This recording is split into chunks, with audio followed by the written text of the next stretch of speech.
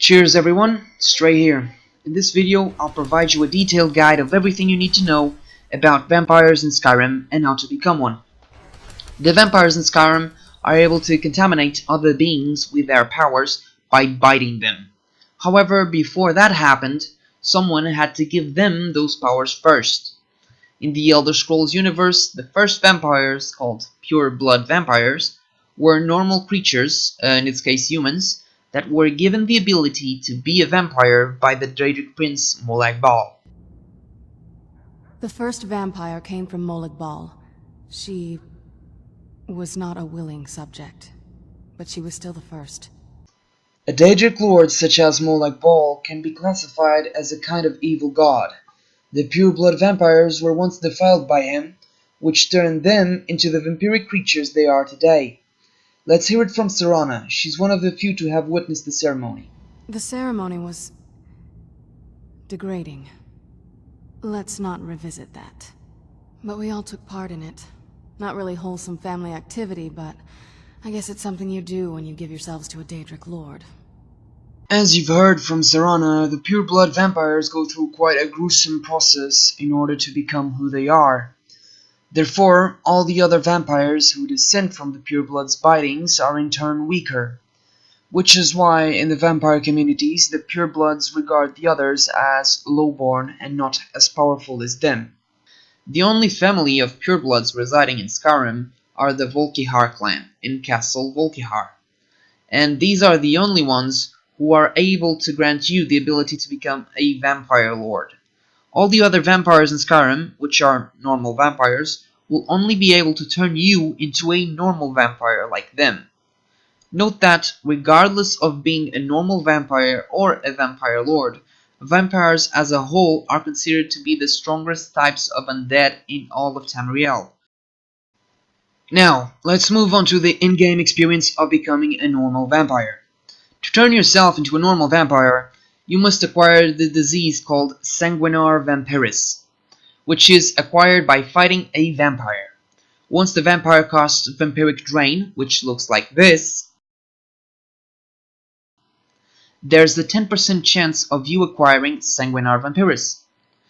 However, for a vampire to cast vampiric drain on you, you need to be fighting him or her. Therefore, you must seek out one of these vampire lairs. Bloodlet Throne,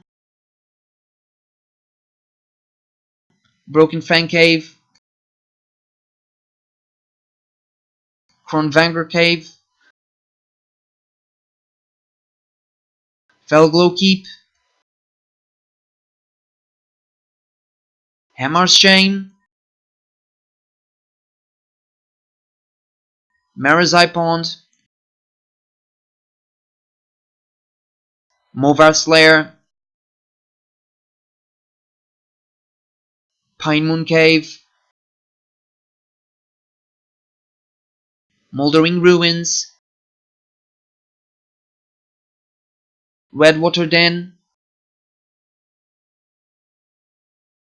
or Shriekwind Bastion. Anyway, the one I personally advise is Emmer's Shame, since it is the closest one to Helgen and should be fairly quick to get there. After fighting the vampires, to check if you have Sanguinare Vampiris or not, check out your active effects first, and you'll notice it written in red. If it's not there yet, keep on fighting the vampires until you get it.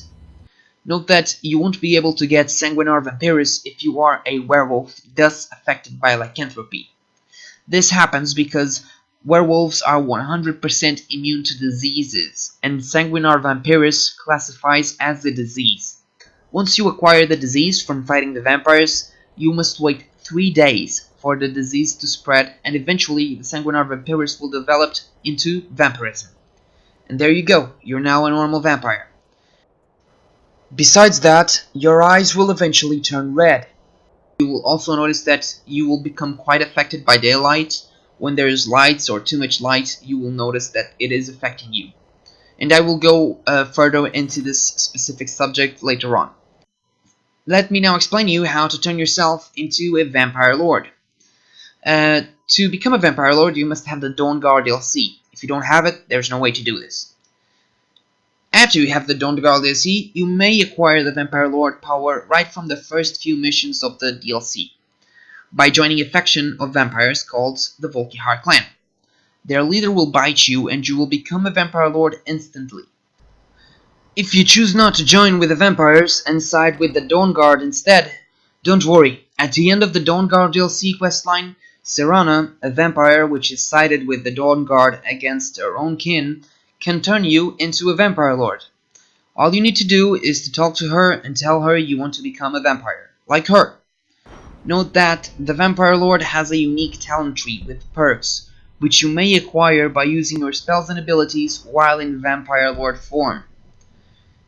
Last but not least, let's talk about the spells you're able to cast as a Vampire Lord.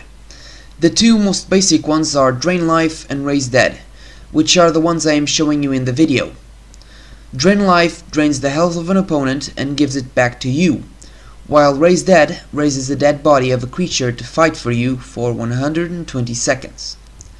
You will also be able to teleport a few meters further by clicking on your power ability, which is represented by the key with the letter Z, if you are on your computer, of course. As you kill more and more stuff while in Vampire Lord form, you gain more perks in the talent tree, which I have previously talked about. This will give you new abilities, like Vampiric Grip, which enables you to lift someone and hold them in the air at the cost of magicka, as well as Summon Gargoyle, which summons the gargoyle to fight for you for 120 seconds, and Corpse Curse, which works very similar to Paralysis, basically paralyzes a creature for 10 seconds. Now let's move on to the next topic.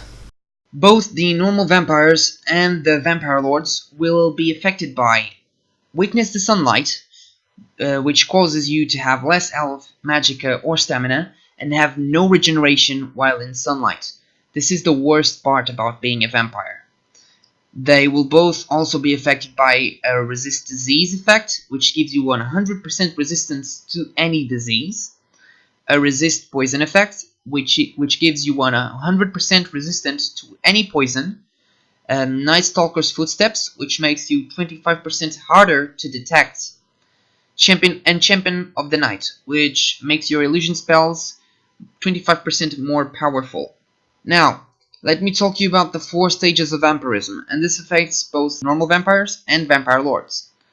In the first stage of vampirism, you get a 20% resist to frost and a 20% weakness to fire. Besides that, your weakness to sunlight affects you by minus 15 points of health, magicka and stamina. At the second stage, this value increases to 30% resist to frost and 30% weakness to fire. Besides that, your weakness to sunlight now affects you by minus 30 points in health, magicka and stamina. At the third stage, this value increases to 40% resist to frost and 40% weakness to fire. However, in return, your weakness to sunlight now affects you by minus 45 points in health, magicka and stamina. At the fourth stage, this one is the last, the value will increase to 50% resist to frost and 50% weakness to fire.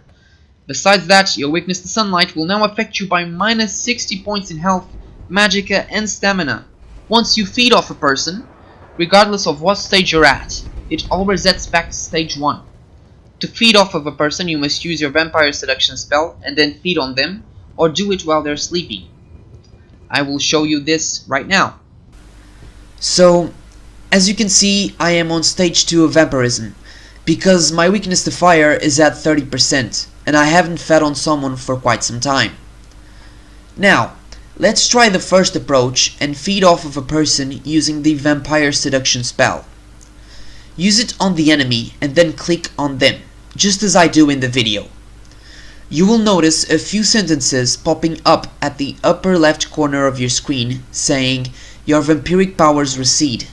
This means that I have now reset back to stage 1. Now let's try the second approach and do it while the enemy is sleeping. Once again, as you can see, the message pops up in the upper left corner of your screen saying the exact same thing: your vampiric powers recede. Therefore, If we now check my weakness to sunlight, you'll notice it is back to the 20% of stage 1. With this being said, I believe we have come to an end. As always guys, thank you for watching and I hope to see you next time. Please leave a like and subscribe if you enjoyed the video. See ya!